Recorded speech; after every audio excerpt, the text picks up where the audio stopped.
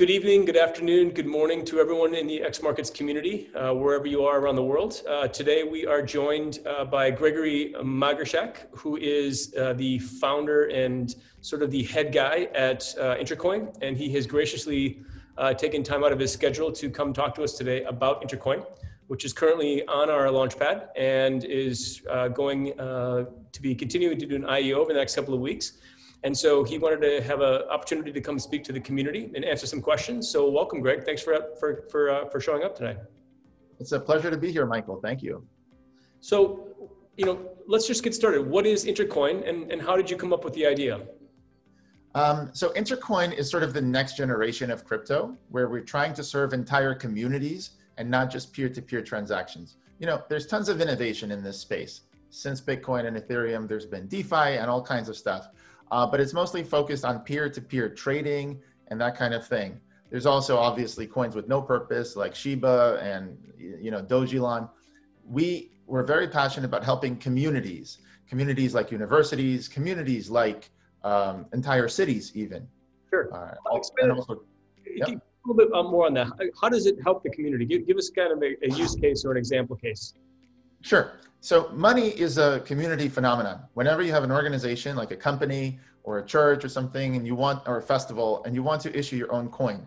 Like I was recently on CoinDesk interviewed about Intercoin, and they have Desk Coin. They want to have their own coin. So Intercoin helps any community release their own coin, give it out to their members, have it start circulating. Then you can have the vendors accept it on campus, let's say, for different things, books, food, etc. And finally, you can actually have the community understand how the money is circulating in their community and democratically control their monetary policy and taxation policy. So it's far beyond what you can do right now with peer-to-peer. So it's kind of almost like the final component of a little community ecosystem where it has its own community and it also has its own way of transacting within the community. Is that correct?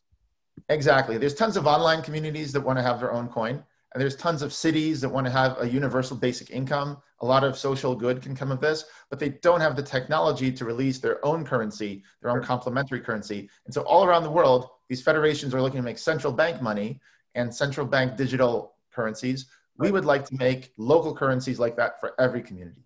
Cool. And so is there a central problem that Intercoin solves? Yeah, it's basically huge. It's sort of like, think about the web. Okay. Before the web, you had to go to cable channels and newspapers and magazines and TV to spread your message. Afterwards, you could just write a website and people around the world could come and consume it. And that led to so many different business models, software as a service, just ad supported stuff, anything. So with Web 3.0, we could say the smart contracts, we can write smart contracts for organizations. We don't just do it actually for currencies. We also help with voting and governance.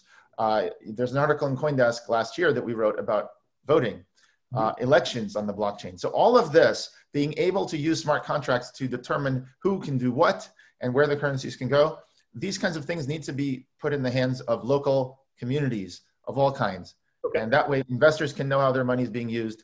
University donors can know how their money is being used, the alumni. Yep. And the stipend can be given out to the students and everything can be transparent and sort of like tracked in the sense of aggregate statistics so people can know what is going on with their economy.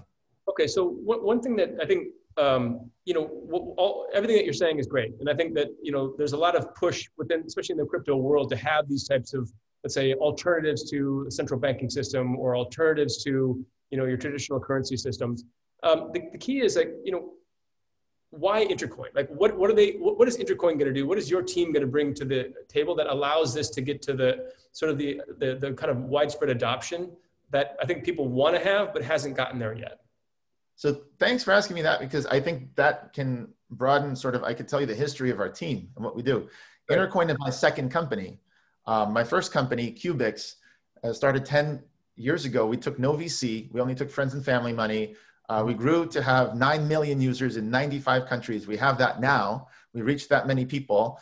And we built software that is essentially open source Facebook, social networks that you control that run on your servers. So we already have tons of users, and Intercoin is essentially the next, it's just like Telegram launching Grams, or Kick Messenger launching Kin, or WhatsApp launching a payment platform, which was replaced cash in China, essentially.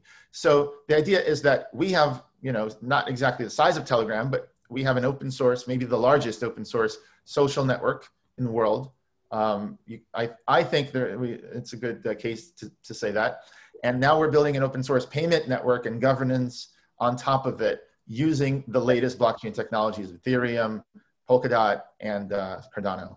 So you can bring that community and leverage that community into to basically push in or to sort of push Intercoin into the sort of the everyday sort of life of these institutions and whatnot.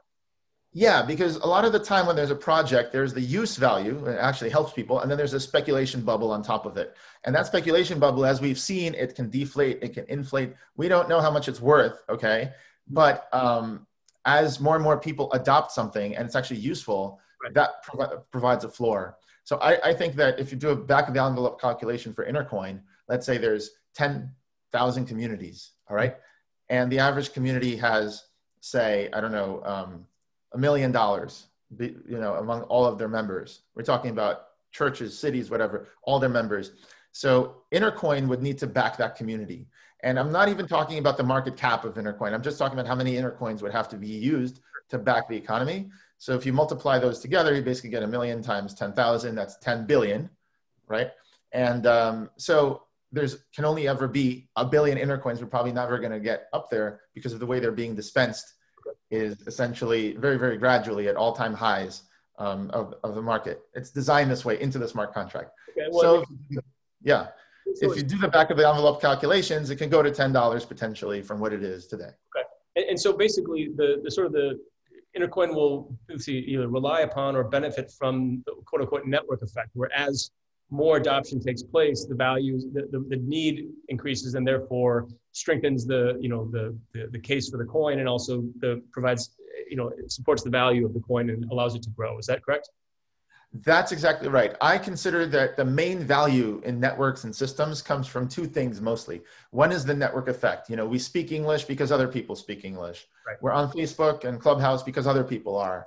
And we use the dollar or the renminbi because other people do. So it's very much about a network effect, and the bigger the network, the better the effect. The earlier you come in, obviously, you want to invest in networks that grow.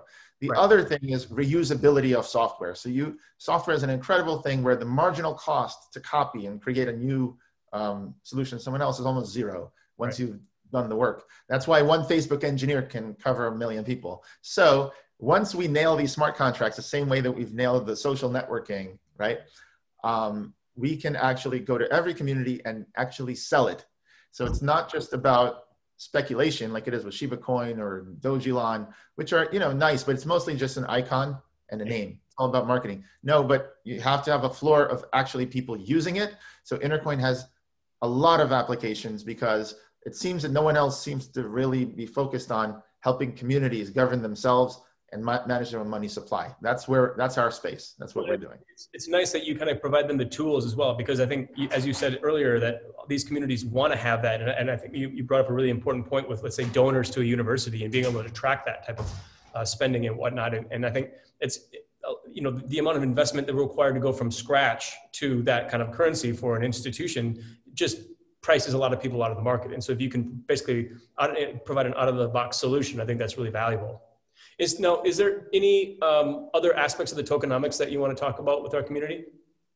Absolutely. So the tokenomics of the actual token that will be trading on exchanges starting this summer, the tokenomics you can find at intercoin.org/tokenomics.pdf. Add a link to the so you guys can click on the link. Absolutely. Basically, the tokenomics, like all of our other products, were built to address the needs and concerns of people. The concerns are, hey, if you go on a decentralized exchange, for example, it could be rug pulled. All the liquidity could be gone. Another concern is, what if the early whales dump, okay? So the token is designed to actually mitigate a lot of these concerns and prove that there will be no rug pulls, guaranteed, because the actual Intercoin token is sold by a smart contract, which has to follow the rules. And you don't have to trust in the original team or people or anything else. In fact, even if the company had closed, years later, the smart contract would still be dispensing Intercoins gradually when the prices reach all-time highs. So, yeah. That's great. Okay, so let's, the last thing on tokenomics and the IEO is ongoing right now. We encourage everyone to go to the ExMarkets launchpad and to get some tokens. But it's at 25 cents. I think some of the community members want to know why that price, how does that price supported? Why does that make sense there at that price point? Well, we treated Intercoin like a startup. We started it 3 years ago, and we, again, never raised VC money. And we've also haven't ever put it on exchanges until we're doing it. It's going on this summer. And the reason is because we believe in building the value first, and like I said, I keep using these examples, Dogelon, Shiba Coin, there's many of them every day on CoinMarketCap. They may have a cute description, but they're not doing anything. Intercoin is that plus a ton of potentially serving communities around the world. And so essentially, it's like investing in more in like Facebook than it is, investing in a coin that does very little besides just exist. Yeah, basically all I just wanted to say about that is why 25 cents, right? Because essentially we started, it was originally 1 cent, went to 3 cents. Over the last 3 years, it has grown. The 25 cents is because we believe that if you look at our current market cap, it would be around $25 million only as a float.